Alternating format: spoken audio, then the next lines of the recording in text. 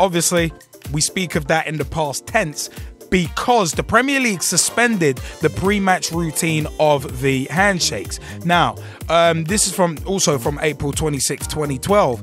The Premier League must have heard rumours because the Premier League confirmed there will be no pre-match handshake for Saturday's game between Chelsea and Queen's Park Rangers due to the legal situation involving John Terry and Anton Ferdinand. Sunday's game between Chelsea and Queen's Park Rangers. Last Sunday's game, there was no handshakes, and this is why. The league had taken the action to suspend the pre-match routine, which is what the Football Association did prior to the FA Cup match earlier this season. Ferdinand's lawyers had advised him not to shake Terry's hand, the first time the pair would have met in a Premier League match since the Chelsea captain was accused of racially abusing the QPR player in October. After taking legal advice, the Premier League have now decided to suspend the handshake convention. A Premier League statement read, "The Premier League position on pre-match handshake convention remains consistent. In all normal circumstances, it must be observed. However, after discussions with both Chelsea and Queen's Park Rangers about the potential and specific legal context in relation to John Terry and Anton Ferdinand, the decision has been taken to suspend the handshake convention for Sunday's match." Now, I would like to say first and foremost that at the end, that you know what, yeah? Well done, Premier League. Well done, Premier League, you morons. I personally think this is nothing but protecting John Terry, aka England's golden boy. The reason why I say that is because during the Suarez everything. Did you notice that? I don't know if anyone has heard anything on Skypers and also via Facebook and Twitter. I personally haven't heard anything from Gordon Taylor, chief executive of the PFA. I don't know if anyone else has.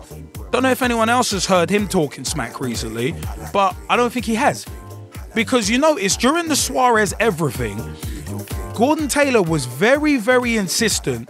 No, these handshakes need to happen. The convention needs to happen. It can't possibly be scrapped. And you notice for the Chelsea QPR handshakes, Gordon Taylor hasn't said anything. He hasn't said anything. To me, it's protection of the golden boy John Terry at the end of the day. And I think it's an absolute disgrace because because at the end of the day, you can't shun convention just because someone might get egg on his face. And at the end of the day, I personally think that the rumours of Anton Ferdinand may be looking, who was apparently thinking of snubbing John Terry and not shaking his hand. I think the Premier League got wind of that and thought, you know what? Instead of having our former England captain get embarrassed, you know what? Let's spare him the embarrassment and get rid of the handshakes altogether. That's what I reckon. That is what I personally reckon. But do you know what? Twitter.com/Pitch Talk or @Pitch Talk on Twitter and Facebook.com/Pitch Talk. Let us know your views. As a Chelsea fan, Mr. Callum Kopp, I'd like to hear your view first, and then we're gonna fling it out to the rest of the Skypers as well. Callum, have at it. What do you think about the foregoing of handshakes before yesterday's Chelsea v QPR game? Well, I think it should have gone ahead, really. Sorry, say that again? Should have gone ahead. They should shake hands at the start, really. But why? Why? Yeah, why do you think it should have gone ahead instead of getting scrapped? Well, because it was head. Why not this game? Sorry, say that again. You went a bit muffled there. Oh, sorry. Wait a minute. Because I'm very interested to know. It's a case of I don't know. Do you think it was protecting John Terry potentially by the Premier League? In my opinion, I hear that. He's already had a handshake snub and he was embarrassed. Well, yeah, the whole Wayne Bridge. Probably was protecting, yeah. It would have been hilarious to have seen him get snubbed again. There was no guarantee of it happening, but I think Premier League got wind of the rumours. But Mr. Rhys Huntley, you had a say about this. What do you want to add? Yeah, well, I reckon they're just little kids. I mean, everyone shakes hands. I know everyone Suarez didn't, but Suarez was found guilty. John Terry hasn't found guilty. How do you know that? Yeah, It was like.